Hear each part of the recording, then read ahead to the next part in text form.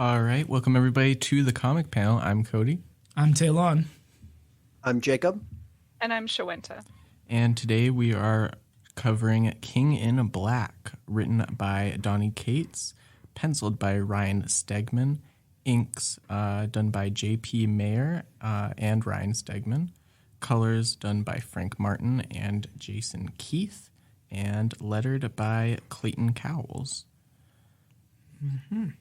So, Talon, I guess I'll intro this book a little bit. This is the sequel event.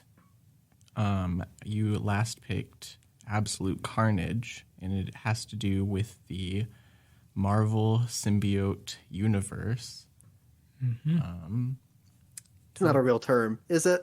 No. I mean, it's Okay, the good. same as saying like the Marvel X-Men universe. Like they're all in the same. Like, you know, it's just a micro franchise within the franchise, right? I guess. Yeah. The McDonald's within the McDonald's. No, please. That's. Hold on. Are You you mean even the going Taco to? Bell within the McDonald's? Oh, yes, you're right. I was going to say, is there a secret inner McDonald's you've been going to that the rest of us don't know? The Subway inside the Fred Meyer, or the Subway No. inside the Why Walmart. is that you're Everybody. going inside a larger building for the same exact product?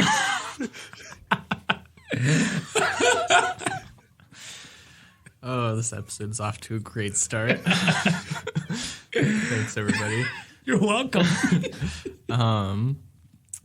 Anyway, so yeah, this has to do with the symbiotes, specifically Venom. So do you want to tell us a little bit about this book and why you picked it? Yeah. So it's similar to why I picked Absolute Carnage. Like, I was reading Web of Venom, Wraith. I think that's what it is. And that was part of the lead up to this comic, where a character named Wraith, who I'm not going to explain who because it's not really important, but he has a run-in with King in Black, whose name is No. Knull. I could not remember that yesterday or today. So yeah, named Knull. So he had a run-in with him, and the end of his first issue, or of that first issue, was the symbiote that was attached to him being separated from him. But The symbiote separated from Wraith. yeah. Okay. And so then I saw this was part of the leading up to King in Black. So I was like, okay, I want to read that. But I didn't want to read King in Black without reading Absolute Carnage. So we read Absolute Carnage, and now we are reading King in Black. So, Did yeah. you rope this in for content? Or. Yeah. All right. Fair enough. I You fell for their master plan, Talon. Yeah, basically, yeah. That's how they get you. Yeah. Well, I have to read the backstory. Exactly. Yeah, so the first issue, the first event that we read essentially has nothing to do with this issue or this event. Very little. Yeah. Like, Yeah. surprisingly little. Yeah. Yeah. Like, my understanding even before, like, reading it for the show was that this was a, like, direct sequel. Mm-hmm. And that seems to not be the case. Like, there seems to be some other third story that happens in between Absolute Carnage and this. And I think it's not necessarily like a single story, but all other issues related to this, like Web of Venom, for instance. Oh, yeah, there are, like, this... Okay, it will be recency bias when I say this, but this might be the worst when it comes to, like, the cracks in the story when you don't read the tie-ins. Oh. Yeah, that's fair. Because there are some big holes in this. I'm going to say Absolute Carnage was worse about that. Really? I feel like. I don't know about that. Like, because they keep mentioning the, like, symbiote dragon, and we can talk about this later. Yeah. Yeah.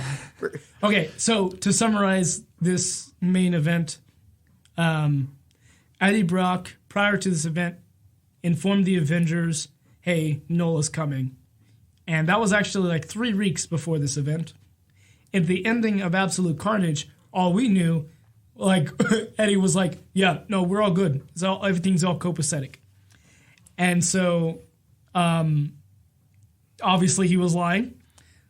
And so he ended up telling them, and they got ready for Knull showing up. So Knull shows up. Yeah. And they had the original plan was ineffective, essentially. I forgot what the original plan was. It has something to do with Iron Man and They had a bunch of bombs in space. Yeah. Made out of old, like, Kree Skrull warships. To blow up the dragons, right? Yeah, it was a reference to the, at then point, recent Empire event. Ah. Because, you know, we gotta have, when we're having multiple events a year, we have to have event synergy. It's all connected. And so anyway,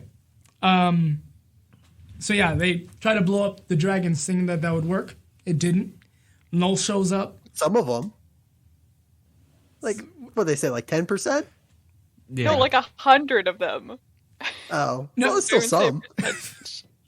It didn't work, as in Knull still showed up. Yeah. They didn't stop him. And so, I'm trying. I don't know why. I mean, I'm basically, having a brain fog. yeah, like basically what happens is that Knull shows up. He covers the Earth in a giant symbiote. Right, to cut off the sun. Yeah, and also he shows up with like giant symbiote sentinels too. I don't know if that happens later, but No, the Celestials. Celestials. What did I say? Sentinels? Yeah, Celestials. Yeah. Different giant robots. Sorry. Yeah, and so basically, I think they say like Knull, the Celestials were the first villains or antagonists to Knull. But even though he's a bad guy. And he got the upper hand. Yeah. Somehow. I forgot. And then, so then he uses the symbiotes to take control of the Sentinels. And now he has 2 of them, I guess. I mean, I assume that he only has 2. Like, if he had I'm more, pretty sure. he'd bring them all, right? I mean, how many symbiote Celestials should he need? Considering, like, he Oh, no, that's 3. sort of by himself just kind of beats all the Avengers. Yeah. Yeah. And that's basically what happens. The Avengers, the X-Men, the Fantastic Four, they're all there, and they all get their butts kicked. Yep. They had Eddie Brock kind of sink in with Knull. And then Eddie has a kid, and so in the end of the last event, like, we see that the kid has some kind of ability, and so Eddie was like, I know that when Knull comes, he's gonna look for that guy, or my kid. So my child. So I'm gonna like have him go into this escape room. Well, he's trying to save him. He's like, Yeah. you shouldn't be a part of this fight. His kid is like, I can help you. I could even try to get into the hive mind. 'Cause Yeah. I have powers like you, sort of. Also, I'm sorry. And he's like, just, Good. yeah, he just locks him away in that safe house. Yeah, Bunker. panic room. You did call it an escape room, and I just like had to imagine Knull being like, "Oh, I have to solve all these puzzles before I can get to Dylan."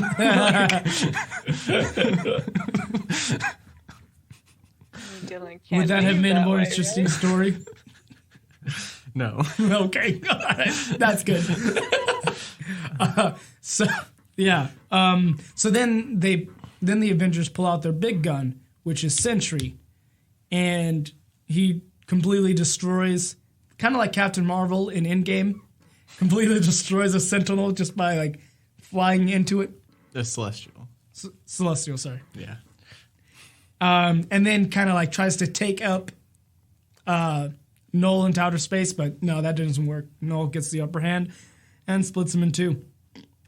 And they were like, that's a big no-no. I did appreciate the callback visually to when Sentry killed Carnage in a very similar way. Oh, okay. The visual callback, it was kind of nice. Gotcha. That's cool. So yeah, then he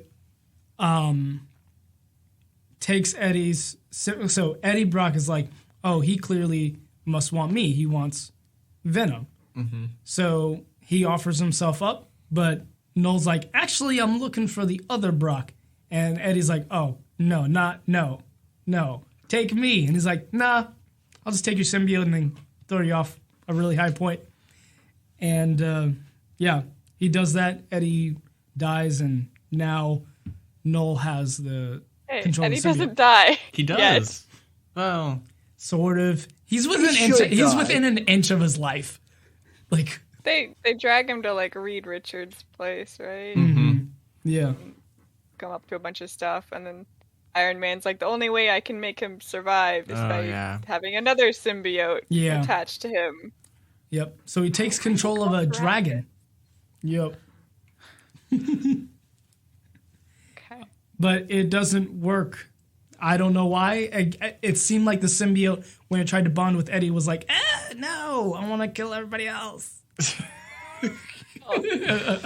Yeah. I mean, it was Iron Man being like, through science, I shall disconnect the symbiote from the rest of the hive. Kind of. Mm-hmm. And I think Barely. he wasn't able to do that. Yeah.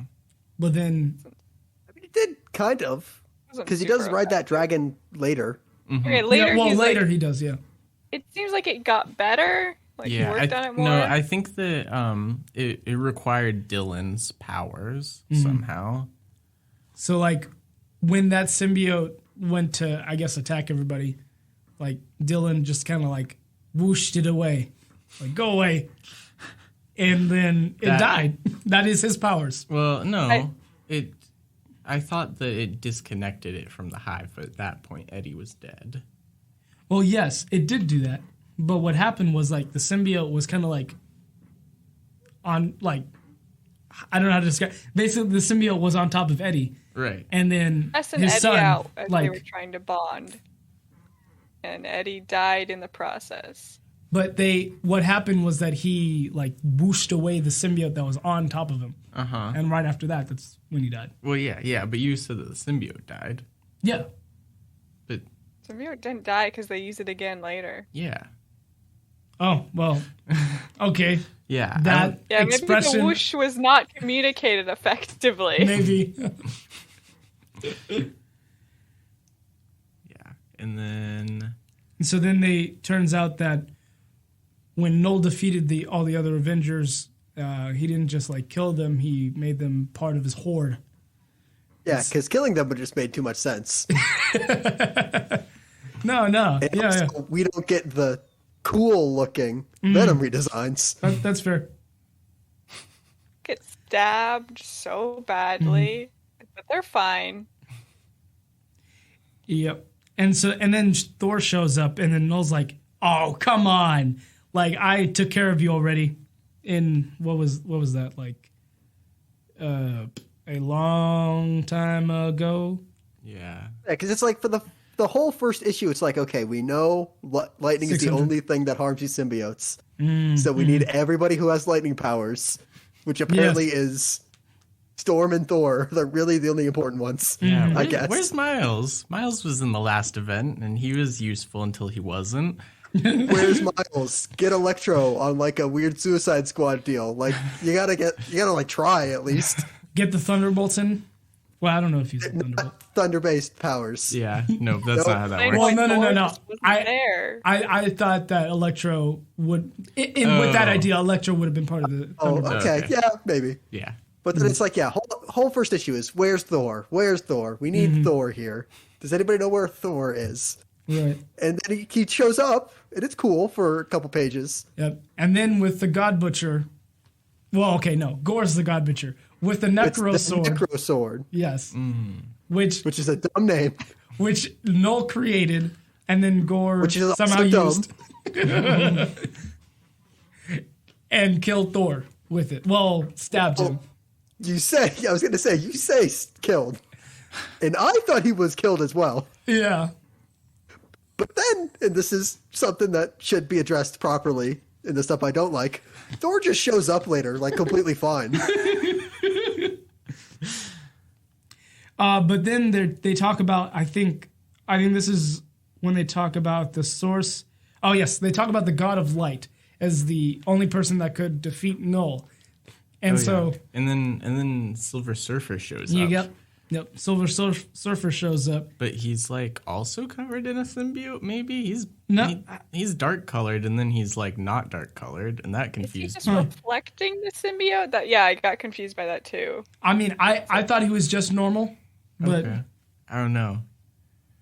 That was certainly confusing to me. Mm-hmm. I mean, he's like, "There's a new God of Light. It's been chosen." Yeah, and it's Mm-hmm. And also, before that, Dylan meets up with Knull, and Dylan tries to use his powers against Knull, which works for a little bit, and then it doesn't. Well, Knull's like, "Join me," and Dylan's like, "Yeah, I'll take your hand and turn against you." Mm-hmm. And he's like, "Wait, you're kind of really strong." Yep, and. Yeah, I want to talk about Doctor Strange and his whole like transformation deal, but we can get to that later. Yeah. Well, also when Knull tries to bring on Dylan to his evil crusade, Jean Grey is all like, "Hey, you can use your power to basically disconnect the hive and just basically use Knull as an antenna." Right. Which also I'm like, where's Jean Grey been? Mm-hmm. And the other thing, basically, I mean, things have been happening about as fast as we've been describing them from the Silver Surfer point, and they are talking about this Warrior of Light, and I'm like, okay, the Warrior of Light is Silver Surfer, and I'm like, no. Nope. The Warrior of Light is the Phoenix. That makes sense. And it's not too. It's like, okay, yeah, that could be. It's not that either. And then I was like, the Warrior of Light is Dylan? And then I was like, nope. Oh. They do allude. It's like, yeah, whatever Dylan's power are is drawing from the God of Light, which doesn't make sense because he's brought Kid, and how'd that get there? Yeah, and then finally it's all like, the Warrior of Light is Captain Universe. Yeah. Normally, I'd think it's cool. It's it's an old, dumb character that they bring back. But it makes no sense. In this case, it just feels like it's the biggest cop-out. And the host that the Warrior of Light, aka Captain Universe, chooses is the dead body of Eddie Brock. Which I'm like, dead body. I know that a lot of stuff was going on, but they didn't put Eddie in a body bag in a morgue or anything. He was just sitting there that starts to go bad soon. Yeah. Leave him somewhere to be reanimated. I feel like it's been at least a couple hours, and that's enough time without a properly chilled, So okay, think of the list of people who are down there. Spider-Man's there. The only people who are down there for any length of time is Mr. Fantastic, running the comms. And listen, you can say a lot about Mr. Fantastic's character, but I can say for sure he's not somebody who carry away a dead body. Yeah. Okay, so that's for the help. Yeah, no, Mr. Fantastic definitely, rather than worrying about it, just stretches his nose away from the smell. So and we see that in this comic when the way that we see Eddie Brock dying is there's a noise that goes beep, and it's through several panels, and then Mr. Fantastic is oh my gosh, that we could do so much with this invention, and then Sue's like, shut up, Reed. What? And he's like, what? The guy died. It's like, oh, it's like the guy that you were just trying to save the life of died, and like you're just gonna mark out about Dylan's powers. Yeah. Good old Reed. And then, so somehow all the Avengers like get like unconnected from the hive and they go back to the regular. Yeah, that was through Dylan's powers. Okay. As a conduit through Knull. Gotcha. Okay. So they get That freed. seems like Knull was the only reason the symbiotes were bad, I guess? Yeah. Probably. Yes. Pretty much. Yeah. And so then... I'm not a huge fan of. I mean... Just because, like, all the other times we see symbiotes, they're villains. No, they... Okay, yes, but also there's, like, now a lot of Venom lore that we are not caught up on, but I happen to remember that, like, I think in the Guardians of the Galaxy run or something, it was all like, actually, the symbiotes were supposed to be good and they were corrupted. So... Which literally makes no sense with how... Yeah, it doesn't jive with any of the original lore. Well, specifically because the way that they describe Knull is like he created the symbiotes.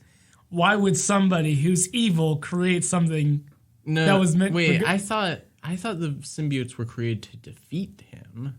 No, I'm pretty sure he created the symbiotes.